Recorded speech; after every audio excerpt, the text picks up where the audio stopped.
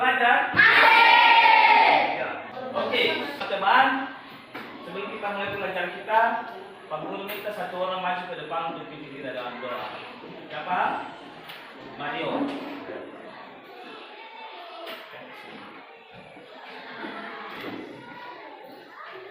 Teman-teman, sebelum kita belajar, mari kita berdoa tunai.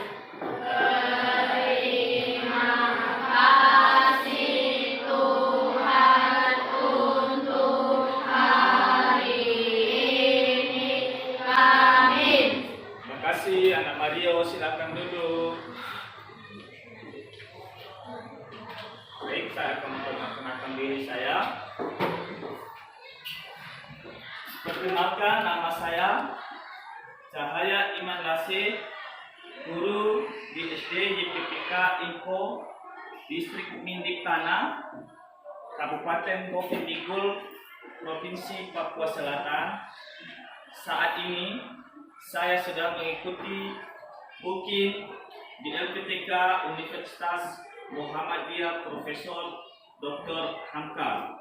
Sekian dan terima kasih. Baik anak-anak, sebelum kita masuk pada lanjutkan pelajaran kita, terlebih dahulu Pak Guru akan absen ya. Pak Guru akan absen dulu, melihat siapa yang datang dan siapa yang tidak masuk lagi ini. Pak Guru panggil namanya satu persatu ya. Alfian Yudhistira, Ayu Dewi, Abigail Novita, Agnela, Arkananta, Alvin, Adil Carlos, Maria Yesi, Gisela, Maria Yolanda, Rita tidak masuk. Rio Mary, Ricardo, Saverius, Elvina, Emi. Baik, kita sudah di sini ya. Baik, kita akan lanjutkan pembelajaran kita. Kita akan menyanyi lagu nasional kita ya. Ya, kita akan menyanyikan lagu nasional, yaitu dari Sabah sampai Merauke. Mari Pak Guru kita untuk anak-anak berdiri. Mari kita berdiri, kita menyanyi lagu nasional kita. Tepuk tangan ya. Oke.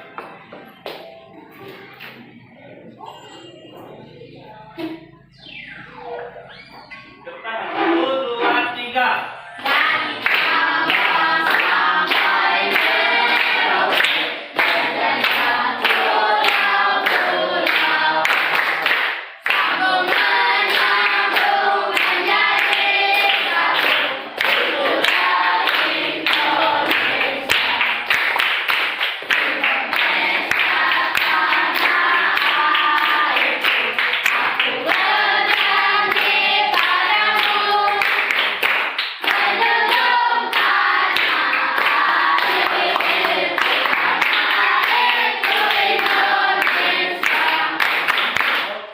Silakan duduk. Anak-anak, hari ini kita akan masuk pada pelajaran kita pada tema yang ketujuh. Temanya peristiwa dalam kehidupan. Lihat di depan yang Bapak tulis. Tema 7, peristiwa dalam kehidupan. Terus dia mempunyai satu subtema. Subtema pertama yaitu benda-benda di lingkungan sekitar. Pelajaran yang kedua yaitu perubahan wujud zat atau perubahan wujud benda. Oke. Nah, tentu pada pelajaran yang akan kita pelajari ini ada tujuannya. Tujuan daripada pembelajaran kita itu adalah ada 4. Yang pertama, setelah mengamati video pembelajaran, siswa mampu menganalisis perubahan wujud benda dan sifat-sifatnya dengan baik. Itu tujuan yang pertama. Nanti Pak Guru putar videonya. Dari video yang akan Pak Guru putar, maka kita bisa menyimak pelajaran yang akan kita pelajari hari ini. Yang kedua, tujuan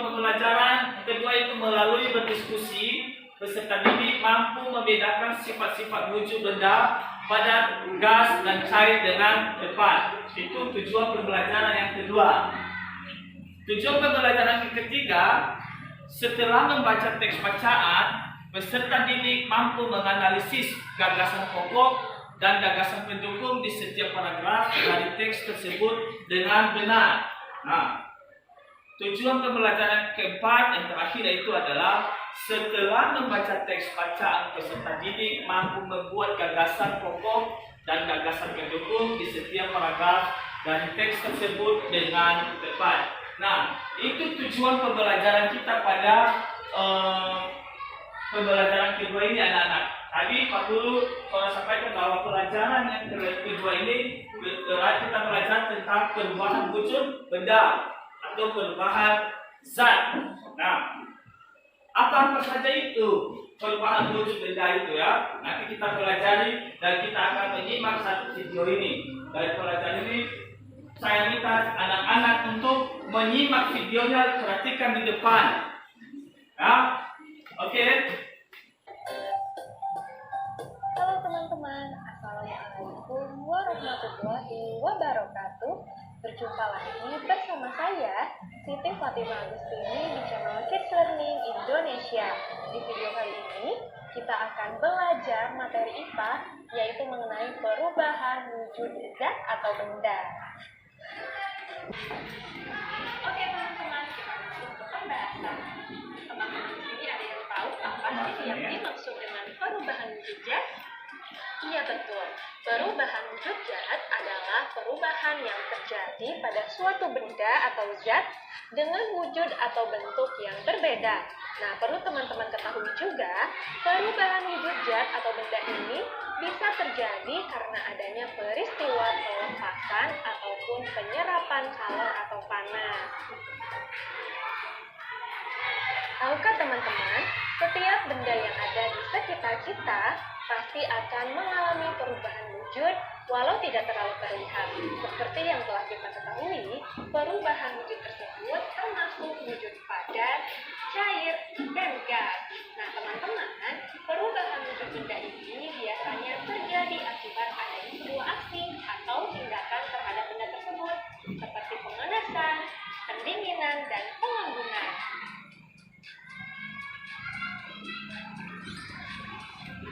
Nah teman-teman, ada 6 jenis perubahan wujud benda, yaitu membeku, mencair, mengembun, menguap, menyublim, dan mengkristal atau istilah lainnya yaitu deposisi.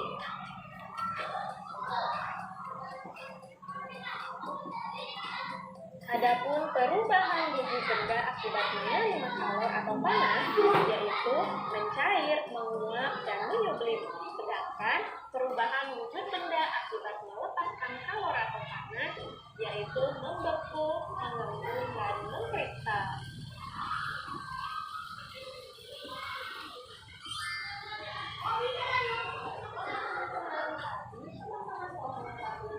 Mengelompokkan perubahan wujud benda akibat melepaskan kalor dan menerima kalor. Selanjutnya akan saya jelaskan satu persatu beserta contohnya. Jelaskan teman-teman baik-baik ya. Macam-macam perubahan wujud benda. Yang pertama yaitu membeku. Nah teman-teman, membeku adalah peristiwa perubahan wujud zat cair menjadi zat padat.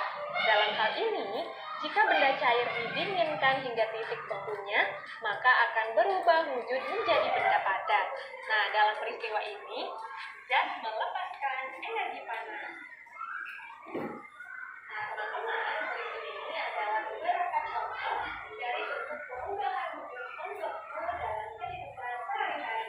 Contoh yang pertama yaitu air yang dimasukkan ke dalam minyak dingin dan menggunakan air tersebut berubah menjadi gas.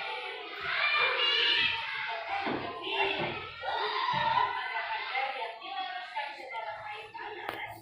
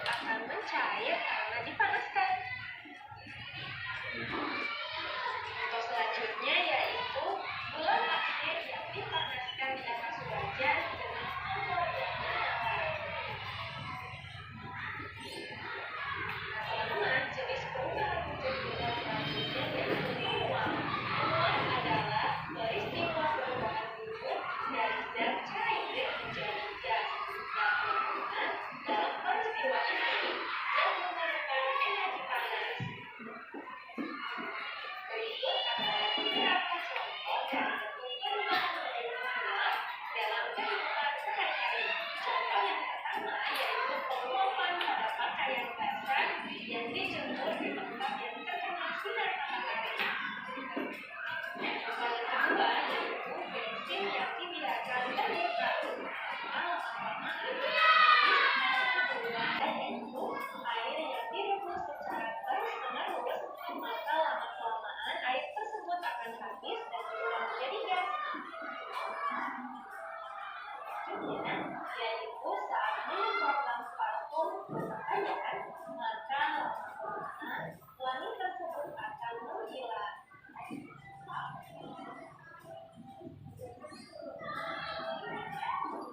Oke teman-teman, perubahan yaitu ini adalah peristiwa perubahan zat dari gas menjadi zat cair. Di dalam peristiwa tersebut, gas akan melepaskan energi panasnya. Nah, berikut ini adalah beberapa contoh dari bentuk perubahan wujud mengendur dalam kehidupan sehari-hari. Contoh yang pertama yaitu es batu yang diletakkan di dalam gelas. Bagian dari gelas ada butiran-butiran air. Nah, kita bisa melihat ya. Selanjutnya yaitu udara dingin di pagi hari yang menyebabkan adanya butiran-butiran air di dalam rumah. Oke teman-teman, jenis perubahan wujud bendera yaitu hibrid. Nah, ini merupakan perubahan wujud dari zat padat menjadi gas. Dalam peristiwa ini, padat tersebut akan menghasilkan energi panas berubah menjadi gas. Nah, teman-teman, berikut adalah beberapa contoh dari bentuk perubahan wujud menyusir dalam kehidupan sehari-hari. Contoh yang pertama yaitu air garut yang diletakkan di dalam kamar biasanya perubahan wujud menjadi panas, yaitu mengkristal. Kristal atau istilah lainnya deposisi adalah perubahan wujud dari gas menjadi zat padat. Dalam peristiwa ini, zat melepaskan energi panas. Nah, berikut ini adalah beberapa contoh dari bentuk perubahan wujud mengkristal dalam kehidupan sehari-hari. Contoh yang pertama yaitu uap yang ada di udara berubah menjadi salju. Contoh yang kedua yaitu air laut yang berubah menjadi butiran garam.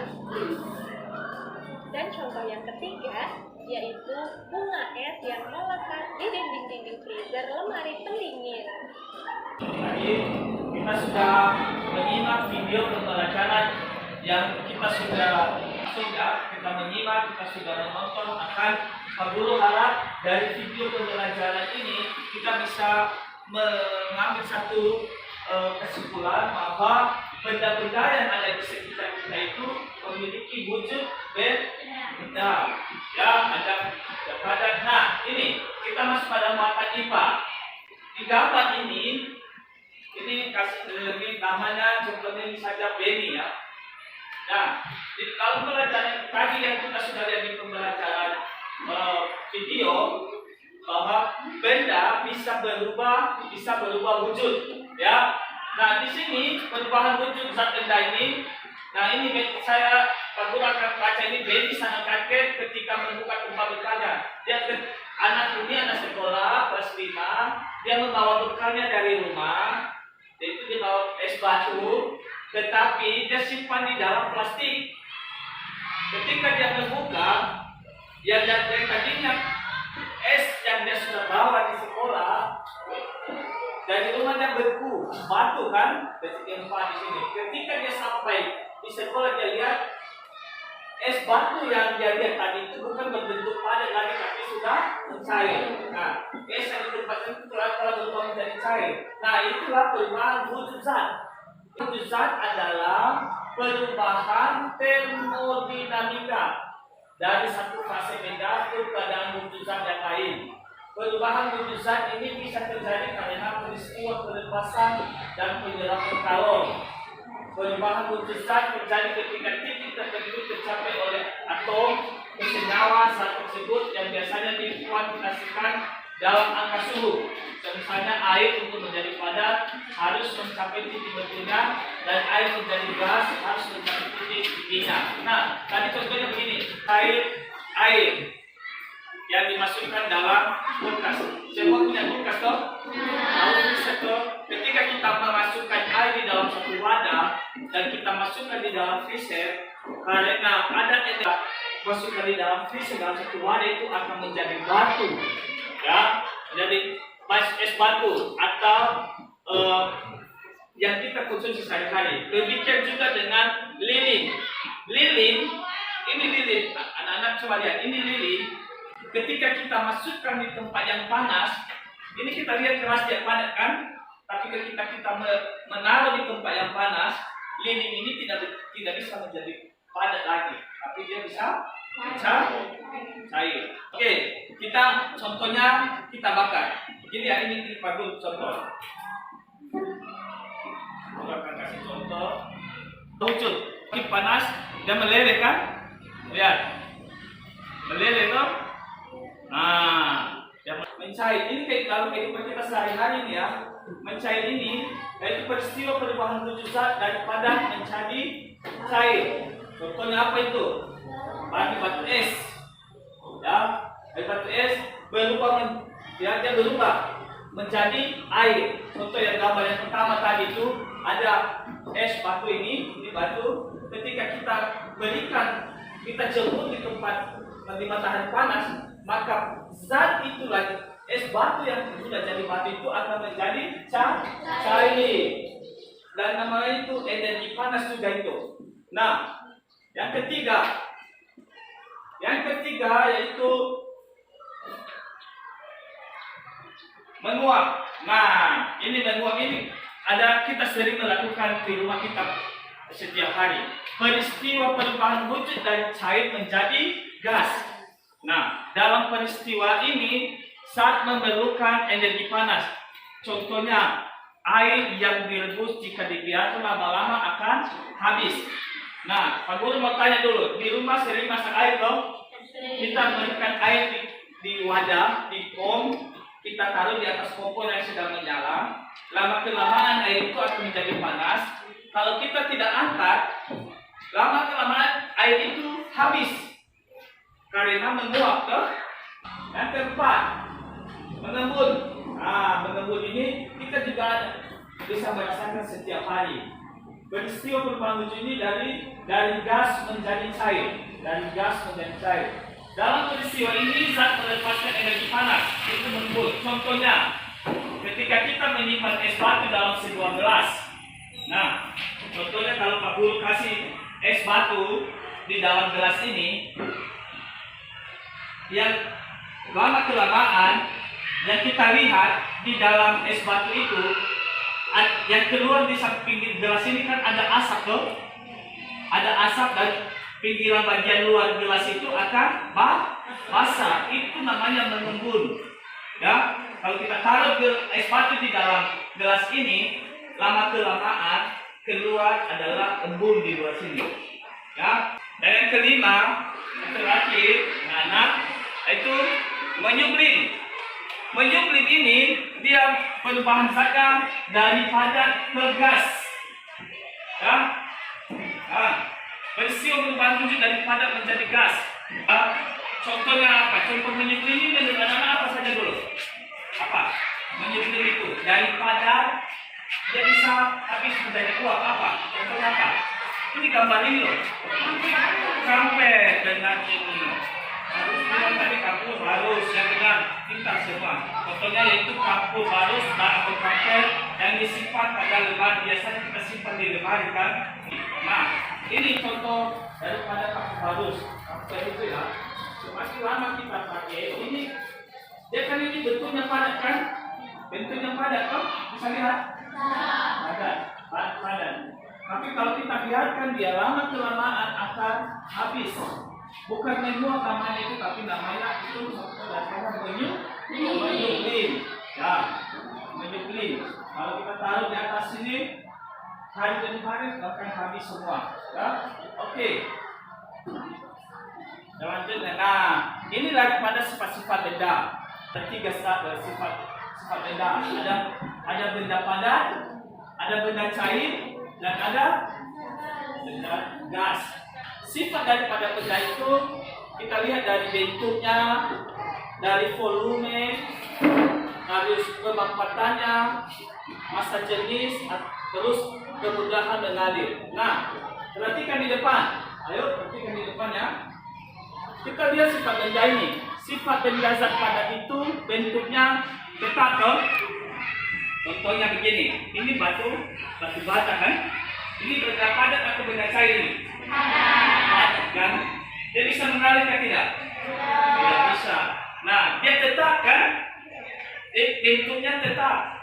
Nah, sifatnya tetap. Terus dia tidak berubah wujud ini. Dia tetap. Ya, dia mengikuti wadah. Ya, dia tidak mengikuti wadah apapun. Kalau kita taruh di dalam baskom bulat, dia tidak akan bulat juga. Karena dia padat. Oke ya? Dia tetap volume. Terus yang kedua, sifat benda zat cair. Sifatnya dia mengikuti wadah. Dia mengikuti wadah. Ingat itu. Zat cair dia bisa mengikuti wadah. Contohnya begini. Ada gelas kan? Ini gelas. Gelas ini bentuknya bulat. Kalau panggul isi ini di dalam botol ini, bentuk botol yang pertama, botolnya akan tinggi toh? Tinggi. Nah, ketika panggul tuangkan di gelas yang kecil, bentuk gelasnya ini kan tidak sama dengan botol kan? Dia akan lancip ini. Nah, itu sifat daripada benda zat cair. Dia mengikuti wadah. Dan oke, sampai di sini ada pertanyaan sebelum kita lanjut. Sebelum kita lanjut di DKPD, ada yang mau ditanya? Nah, ini Pak Guru akan bagi DKPD. Kita kerja ya. Saya akan dan satu orang maju nanti ke depan. Kasih satu.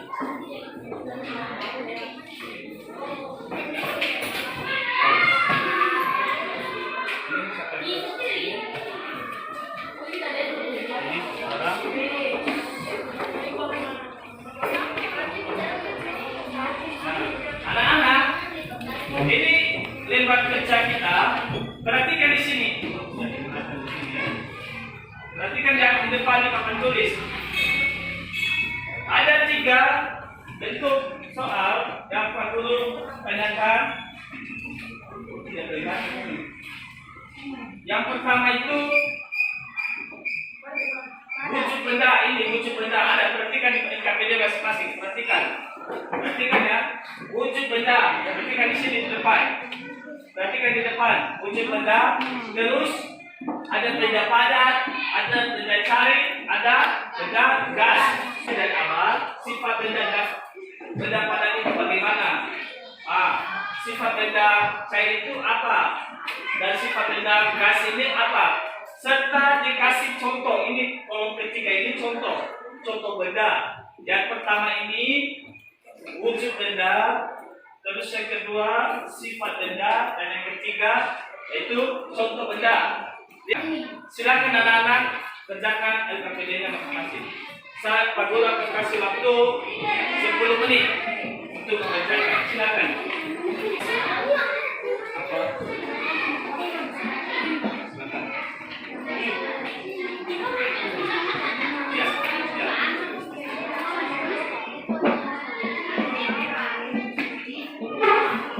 Mario, bagaimana Mario? Kelompok 4 ini. Ya.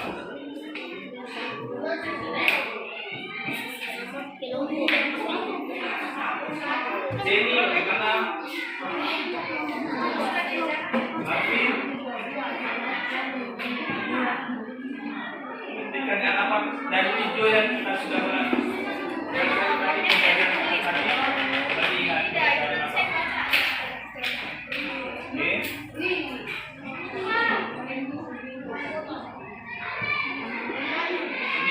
Ayu, gimana? Ya. Saya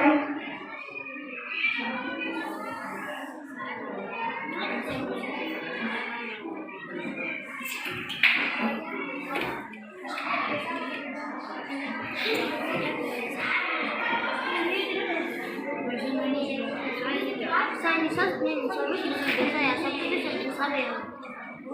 tulis saja.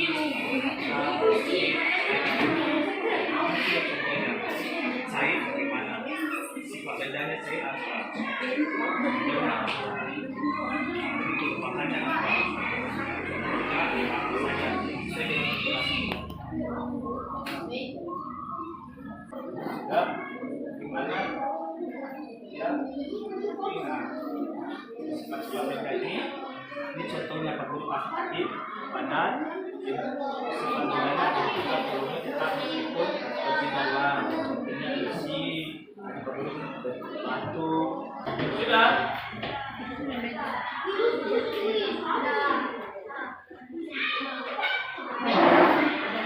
Oke, dikumpul ya. Untuk kasih waktu 3 menit lagi.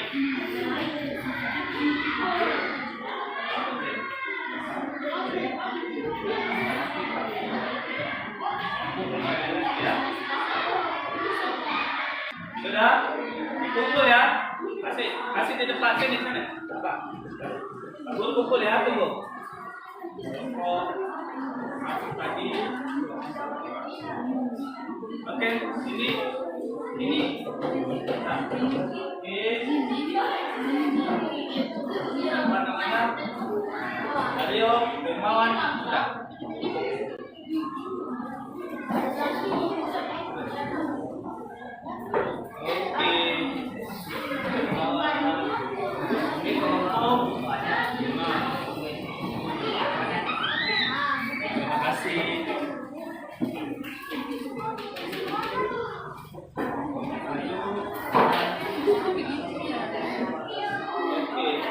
Oke, terima kasih sudah isi KPD. Sekarang Pak Guru kita masing-masing kelompok baca dia punya hasil KPD-nya. Kelompoknya Calvin dulu. Baca apa yang kalian jawab tadi. Coba dijawab. Besar suara di sana. Di depan di depan. Ya. Dengan di depan teman membaca.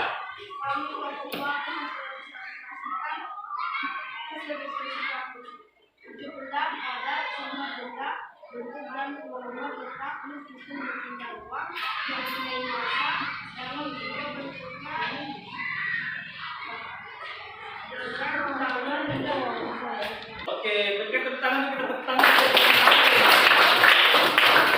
Terima kasih Alvin. Sekarang kelompok 2 dan kelompok Ayu, silakan maju ke depan baca apa hasil kerja diskusinya tadi. Ini kelompok 2.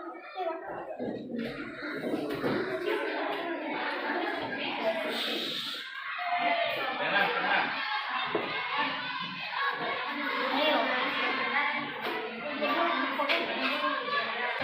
Oke, tepuk tangan untuk Ayu dulu.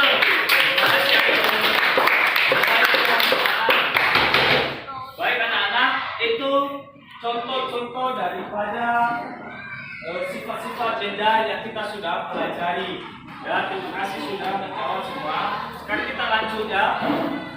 Dan itu buatan dia perhatikan di depan. Kita membaca teks. Jadi tujuan pembelajaran kita kan dengan memperhatikan teks. Nah, bacaan teks untuk membuat gagasan pokok. Ya, kita membuat gagasan pokok dan gagasan pendukung pada bacaan di bawah ini. Nah, anak-anak, Pak Guru minta dari dari teks ini yang kita sudah baca ini di atas, kita tentukan gagasan pokoknya. Ada 3 paragraf di atas ini. Setelah kita tentukan gagasan pokoknya, maka kita akan menentukan juga apa gagasan pendukungnya.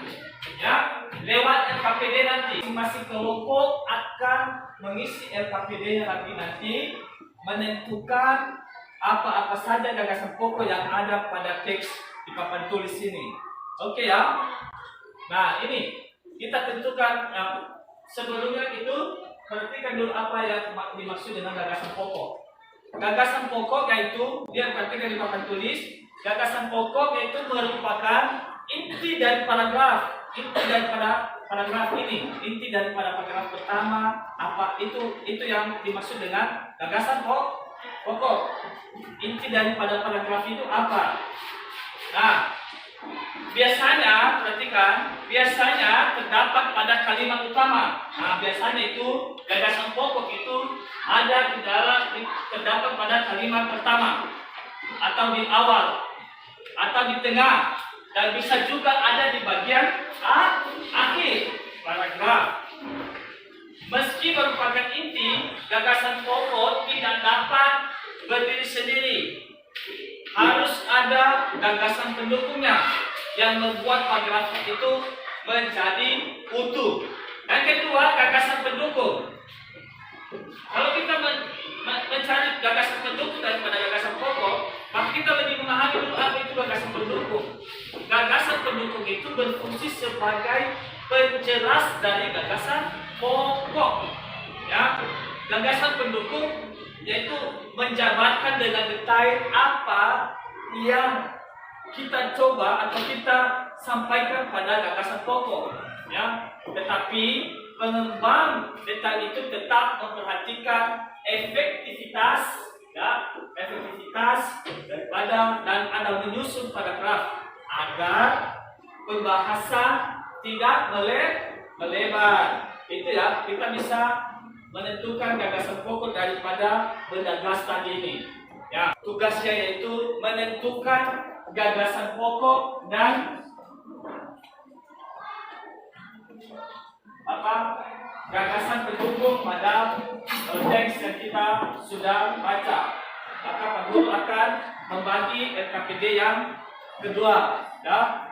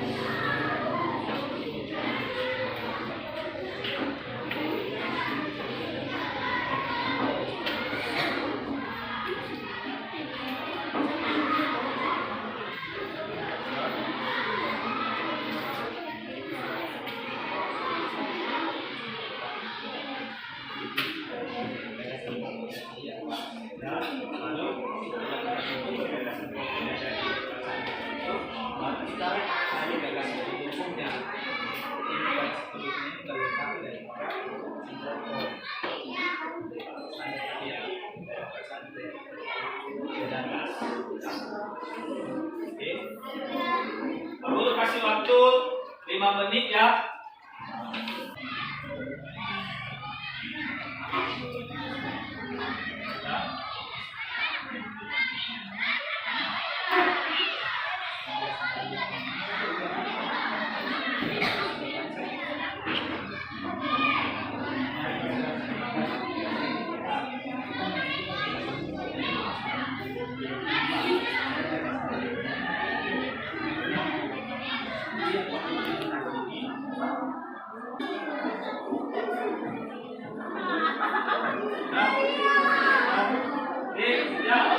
Lalu akan kumpul dari KPD-nya ya. Kita sudah KPD. Baik, kita akan membacakan hasil diskusi kita tentang penentuan gagasan pokok ini. Ya. Pertama saya minta anak David untuk maju membaca hasil diskusinya. Ayo, maju. Hasil diskusinya. Suara besar David.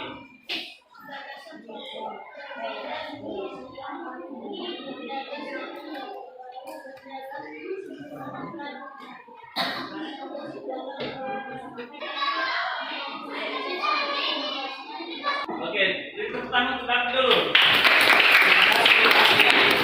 Nah, itu dari kelompok 1 mereka sudah membaca gagasan pokok yang mereka sudah diskusikan dan juga gagasan pendukungnya. Kerja kelompoknya, diskusinya semua bagus-bagus ya. Semua bagus, kami semua sudah mengisi dengan benar dan tepat. Baik anak-anak, untuk sampai di situ kita punya pelajaran hari ini.